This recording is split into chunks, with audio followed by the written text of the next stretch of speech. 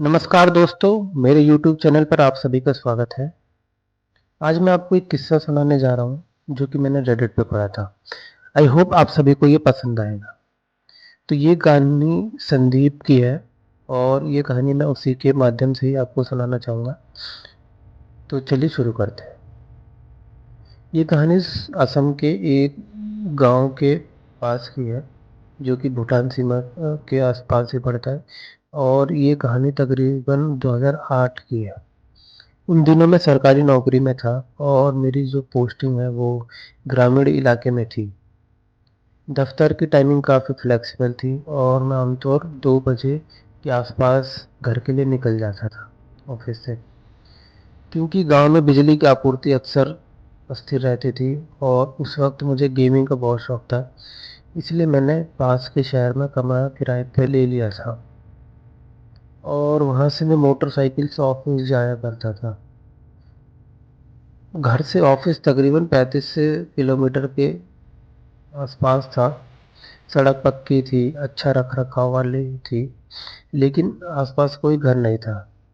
लगभग 20 किलोमीटर तक तो पूरा जंगल ही था, जब तक कि नेशनल हाईवे ना आ जाए। तो अब बात करते हैं कि उस खास दोपहर की जब ये किस्सा हुआ। उस टाइम पे मैं घर लौट रहा था 3 बजे के आसपास और आधा रास्ता तय कर चुका था। सड़कें ज़्यादातर खाली रहती थी। कभी कभार कोई कार पास करती या कोई आदमी अपने पशु लेकर जाता दिखता था। ऐसे में आपकी बगल की नज़र काफ़ी एक्टिव रहती है और अगर कुछ या कोई इंसान दिख भी जाए तो आप ज़रूर उसे देखते हैं। इसी दौरान मैंने देखा कि एक महिला आदिवासी वस्त्र पहने हुए मेरी सड़क की तरफ चल रही है। उम्र उसकी करीब 30 साल की होगी। जब मैंने उसे पार किया तो रियर मिरर में उसका चेहरा देखने के लिए पीछे देखा तो सरप्राइज वहाँ कोई नहीं था। मैंने बाइक रोकी, जो कि मेरी सबसे बड़ी गलती थी, लेकिन मैंने जांच पड़ताल करने की सोची। इधर वैसे आसपास बांस के पेड़ थे, दोनों तरफ कोई घर नहीं था। यहाँ पे छुपना भी इम्पॉसिबल था, लेकिन वहाँ पे कोई नहीं दिखा। कुछ सेकंड इधर उधर देखने के बाद मैंने वहाँ पे पेशाब किया और वापस घर चला गया। घर पर कुछ ज़्यादा खास हुआ नहीं। शाम को गेमिंग खेली, रात में खाना खाया और तकरीबन 1 बजे के करीब सो गया। 1 बजे के बाद फिर तकरीबन 3 बजे होंगे अप्रॉक्स, अचानक से मुझे इंटेंस डर का भाव हुआ, जैसे कि पूरे रूम में चिल्ड एकदम, पूरा रूम का टेम्परेचर एकदम डाउन हो गया। आंखें खुली हुई थी लेकिन शरीर हिल नहीं सकता था। मुझे लगा कि स्लीप पैरालिसिस है। अच्छा दोस्तों, एक चीज़ बताना चाहूँगा कि मुझे पहले भी काफ़ी बार स्लीप पैरालिसिस हो चुका है, तो मुझे पता था कि इसको कैसे ओवरकम करना है। तो मैं चुपचाप बिना शरीर हिलाए लेटा रहा, आंखें बंद करके, और इसको ख़त्म होने का इंतज़ार करता रहा।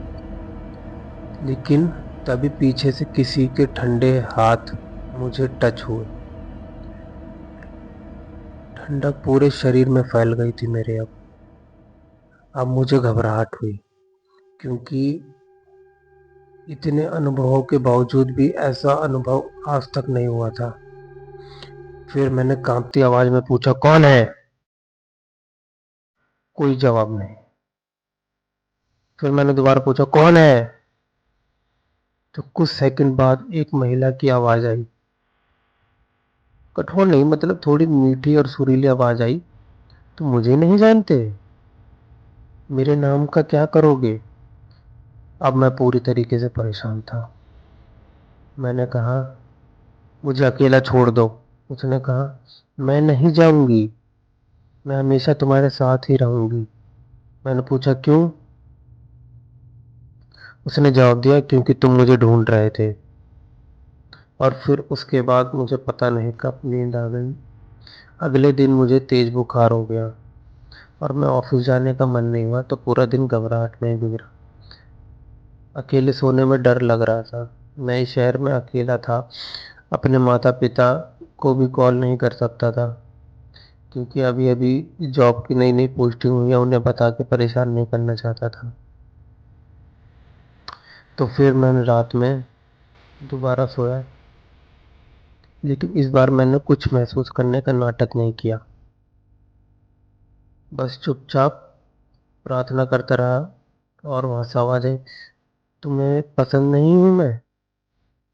मैंने कोई जवाब नहीं दिया।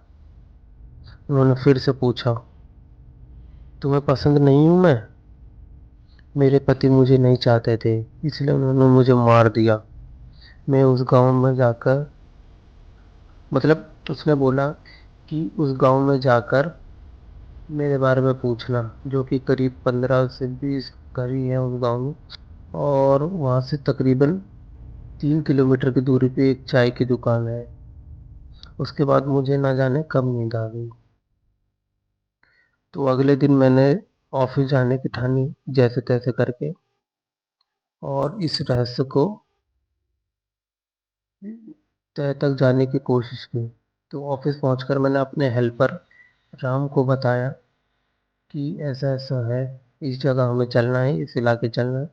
राम को लेकर मैं बाइक से उस जगह पहुंचा, उसी चाय की दुकान पर। दुकानदार ने स्थानीय भाषा में राव को बताया कि वहाँ एक लकड़हारे की पत्नी कुछ दिन पहले फांसी लगाकर लटकी हुई मिली थी। सरकारी जांचों में पता चला कि इसने आत्महत्या किया है, लेकिन लोग कहते हैं कि पति पत्नी में झगड़ा रहता था, क्योंकि जो उसकी पत्नी थी, 5 साल से कोई संतान नहीं हुई थी, जिसकी वजह से उसका पति ने उसका काम तमाम कर दिया। अब मुझे ये सारी चीज़ें समझ में आ गई थी। राम मुझे एक स्थानीय तांत्रिक के पास ले गया। उसने सब घटनाओं का विवरण मांगा, और मैंने कहा कि मैं बेवकूफ़ था, वहाँ रुक गया। भगवान की कृपा से मैं बच गया। उसके अनुसार हिंसा से मरे लोग आमतौर पर मरने के बाद उग्र हो जाते हैं और किसी भी इंसान पर गुस्सा निकालते हैं। मैंने वहाँ पेशाब भी कर दिया था, जिससे मुसीबत और बढ़ गई। तो तांत्रिक ने पूजा की और एक राख दी मुझे, और कहा कि इसे घर के दरवाजे और बिस्तर के पास 7 दिन तक फैला दे, और फिर छुए ना ही उसे साफ करे। मैंने बिल्कुल ऐसा ही किया। पूरे 7 दिन तक बिस्तर के पास ही वो राख डाल रखा, घर के बाहर जो गेट है उसके ऊपर भी राख डाल रखा। इसके बाद मुझे कभी भी ऐसा अनुभव नहीं हुआ। तो दोस्तों, ये थी कहानी। इसमें देखा जाए तो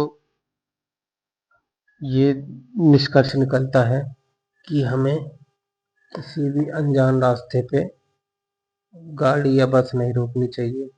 और ना ही, सबसे बड़ी बात जो उन्होंने गलती की कि वहाँ पे पेशाब करके, ये सीधा सीधा एक न्योता था किसी भी बुरी आत्माओं को अपने पीछे करने का। तो चलिए दोस्तों, ये वाली कहानी खत्म करते हैं। धन्यवाद। जय श्री राम।